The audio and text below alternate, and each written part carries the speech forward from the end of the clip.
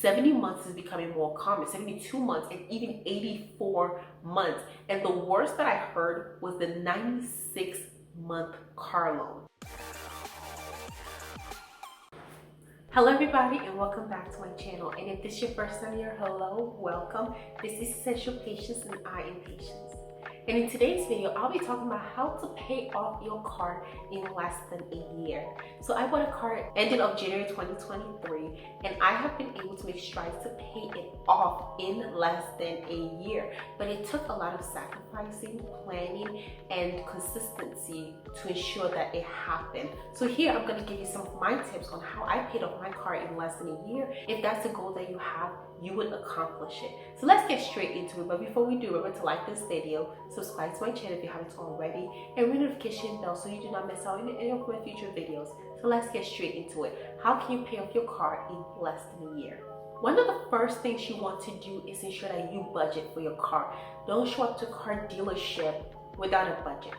Don't start shopping for a car without a budget. How much are you willing to spend on a car? What do you consider within your budget, and what do you consider way too much? In order to find out what is mostly recommended, this can relate to you whether you bought a car or if you're about to buy a car. Think of a car that you can relatively afford to pay off in 3 years, no more than 3 years, a 36-month loan. Then ensure that it is less than 10% of your gross income, preferably net income on a depreciating asset such as a car. And you also want to put down a 20% down payment, which will come later on. But using this rule, I think it's called the 3-10-20 rule, but that's how you want to look at it. No longer than 3 years for the long term. You want to put down a minimum of 20%, and you want to ensure that it's no more than 10% of your income. And so that's how you want to budget for it. If you need a guiding line, what kind of car you want to afford.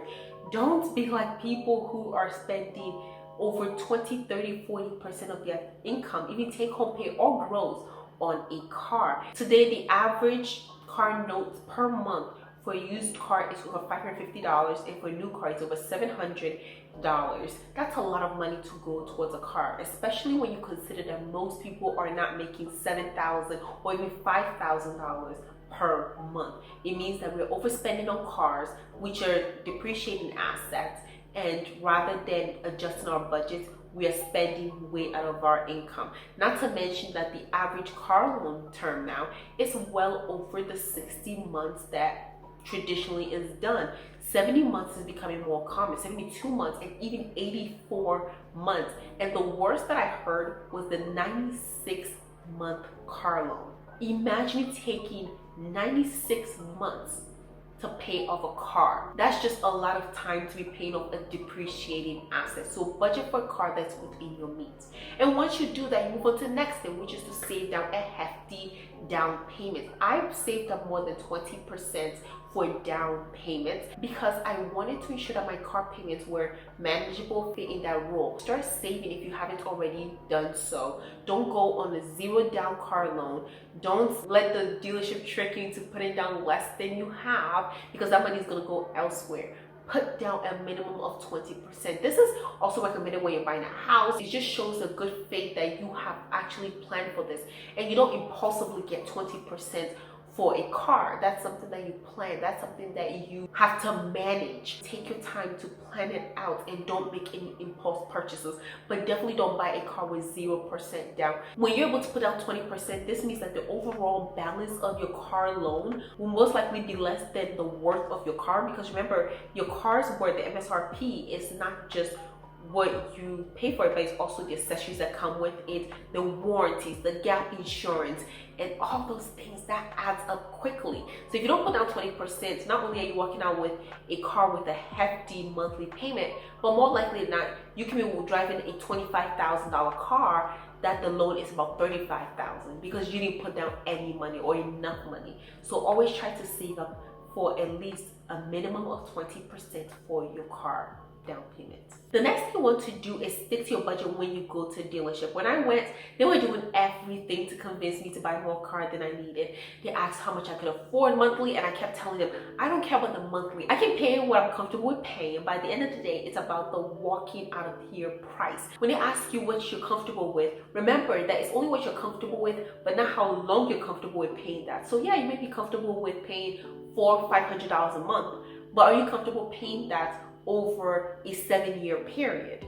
Probably not.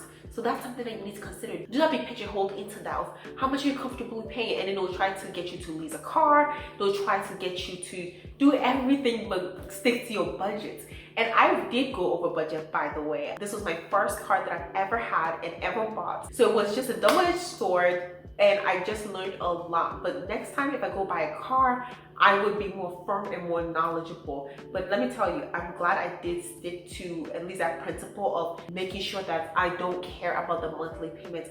I care about the walking out of the door price, because that's the price I'm gonna pay overall, and that's the most important beyond the monthly payment. That's how a lot of the middle class just keeps staying where they are, is the monthly payments.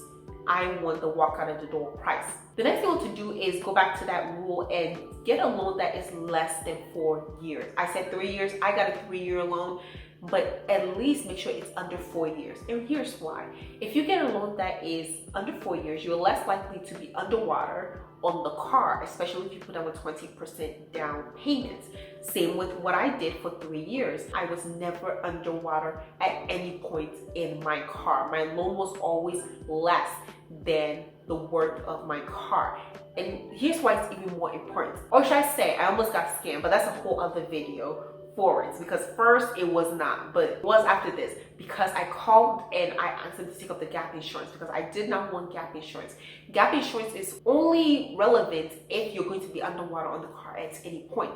But if you do a 3-year car loan or 4-year car loan with at least a minimum of 20% down payment, you most likely will never be underwater, meaning that there will be no point where your car is worth less than the loan on it. Therefore, you can forego paying gap insurance. And that is such a wonderful thing, because that's less money to pay. Typically, gap insurances are, at least on my car, was over $800, was between like $800 and $1,000 for the term. And that was money that I was not gonna pay if I was never underwater. So you're saving money if you put down more upfront and you don't need gap insurance. The next thing you want to do is get the best interest rate that is being offered. Today, interest rates are very high. If you don't have a good credit score, or you don't have a credit union that would give you some of the most competitive interest rates, you might be offered a really high interest rate at the dealership. So shop around, go to your bank, your credit union, join one if you haven't already but plan to buy a car. Do whatever you need to do to get the most competitive one. I got an interest rate that was 3.99, and at the time it was very good compared to the average of 6-7% that was going on when I bought my car. There are a lot of people who are paying way above that, but this is why having a credit score is very important. A good credit score at that, and ensuring that you are managing your debts and paying off all of your debts. I had no debts when I got into my car, so that was the only debts I had at the moment, meaning I had a good credit score, I had good income, and I was able to get the most one, especially since I was also doing a 3-year loan. I had a better interest rate. The longer your term is, the worse your interest rate is. So if you take a 3-year term or 4-year, your interest rate is going to be way better than somebody who is doing a 72-month term, because the longer you're waiting to pay off these people's money, the more interest they need to charge you, because the money is worth less in the future. It's about present value versus future value, so they need to get their money some way, somehow. But if you're able to pay it off earlier, then you'll get a better interest rate. The nominal interest rate of 3.99 converted to an effective interest rate of about 4.15%, and that's something you need to know, that the effective interest rates and the nominal interest rates are different things. So if typically your APY 3.99, that's probably not exactly what you're paying. You're probably paying more like 4.2, 4.15. But definitely try to get the best interest rate, because that will be less money going towards interest and more going towards the principal of the loan. The next thing you want to do is skip extended warranties and add-ons. Because I bought a brand new car, I totally skipped the extended warranty. I skipped, like I said, the gap insurance. I definitely skipped any add-ons that I could. There was some that I could unfortunately not avoid because they would not sell me the car without it, and that's a whole other video. By the end of the day, anything that could help not put it on my car, I took it off. At first, they tried to put it all on and tacked on so much that the fees were high. They were adding on anything that they could think of, to the point where my loan was worth more than my car, even though I put down over 20%. But I ended up calling them and really speaking my mind and having them take it all off, which is something that you can in fact do. Don't let them scare you into it, but put your foot down and tell them you do not want all the extra add-ons, especially if it's a used car, because they don't come with it. They try to fix it up and charge you any way that they can. Can you imagine car mats for $300, USB ports for $75, nitrogen air ties for like $150? Those are all ridiculous. But if you're buying a new car, you typically wouldn't have much say in it, because it'll be like, it comes with it. Same thing they told me about my tinted windows, but it didn't come tinted. They delivered a car without the tint, and then they later tinted it. But my point is that they would do anything to upsell you on the car. So put your foot down if you can, and don't take on any more add-ons than you actually want. But let's say you already have your car loan, and so a lot of these will already not apply to you. What can you do? Refinance. If you have a 72-month car loan, if you have an 84, 96, even a 60, you can refinance for a lower interest rate, especially if your credit has gotten better over the time because you've been consistently paying for it. But also, if you have been able to save up more money and interest rates are down, refinance your loan to a shorter term and you will save a lot on the interest. When I first got my car, it was a 48-month loan, and they had all the extra add-ons too. By the end of the loan, I was gonna pay well over $3,000 in interest, but when I did a 36-month loan, I was gonna pay less than $1,500. So you see how a little bit goes a long way. Wait an extra year or two, you'll be spending a lot of money on interest. The shorter your term, the more your money can start going to principal rather than just the interest. Because interest rates are so high right now, it may not be a good time to refinance, but keep watching out. And you may want to join a credit union. Say you have an 18% interest on your car, which I have seen. I've seen 18, 20, 25%. Those are really bad interest rates. Know your interest rate. If it's anything above, I'll say an 8%, start looking to refinance. Join a credit union, ask your bank, do anything that you need to do to get that loan refinanced, because a lot of money is being drained out of you. The next thing you want to do is, beyond buying the car, is to work more and to increase your income. This will allow you to put more money towards your debt. When I had my car loan, I was working extra. Whenever opportunities for working overtime came, I worked them. When people needed help with their work, I did it. Any money that I could save anywhere, I was definitely saving it. I was doing my absolute best to lower my expenses and to increase my income, because you can only do two things really. You can increase your income or decrease your expenses.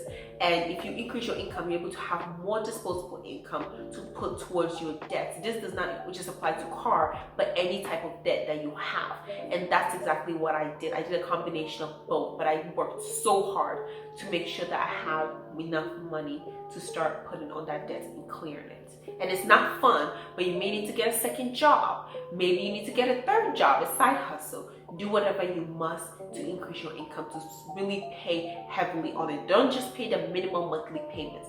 Pay extra. If I paid the minimum monthly payments, I'll still have a car loan right now. But I don't, because I paid more. And the last thing you want to do while increasing your income and decreasing your expenses is to ensure that you're paying the loan consistently. Not just your monthly payments, but anytime you have extra money, pay it immediately. At some point, I was actually paying on my loan almost weekly. Whenever I got any extra money, whenever I was able to save, cut something out of my budget, save a little bit of my groceries, save a little bit of my gas, any extra money that was left in my monthly budget, I was putting it towards my car payment. Don't wait till you have a lump sum in order to do so, because while you're waiting for the lump sum, interest on your car accrues daily. So the quicker you're paying it off, the principal only payment, the less interest you're paying. So don't just wait till the time the car loan is due to pay on it. When you have extra money, go with that the actual car loan, and you're gonna save so much on interest. In total, I paid less than $300 in total interest, because I was attacking the actual loan so hard versus just waiting on a month-to-month basis. So I didn't wait till I had the lump sum to pay off a big chunk of my loan. I was just paying it off every single cent that I had. I was doing that consistently, week after week, month after month, until it was done. So don't just wait till you have a lump sum, because a lump sum, you may have it and then something else comes up. Pay your monthly payments, but also pay anything extra you have towards the actual car loan, and you will see yourself saving so much in interest, and your loan will be paid off so much faster than you actually thought it would. And in the end, not only did I end up paying off my car loan, but I ended up saving over $1,000 in interest, and I couldn't be happier. So with that, I am bringing this video to an end. Thank you so much. Let me know in the comment section which of these tips can help you when you're buying a new car, or if you have a car and you're trying to pay it off. Which of these do you think would be most helpful towards you paying it off? And what would it feel like to have no car payments? I'm sure it'll feel wonderful for you, because it certainly does for me, and it allows me to have new financial goals that I'm working towards. So let me know in the comment section. I look forward to hearing from you, and I'll do my best to read all of your comments and respond to them. Remember to like this video, subscribe to my channel if you haven't already, and ring the notification bell so you do not miss out on any of my future videos. And if you like this video, watch another one. I have like 200 videos on my channel. I'm certain you will find something you will enjoy. So again, thank you, and I'll see you in the next one.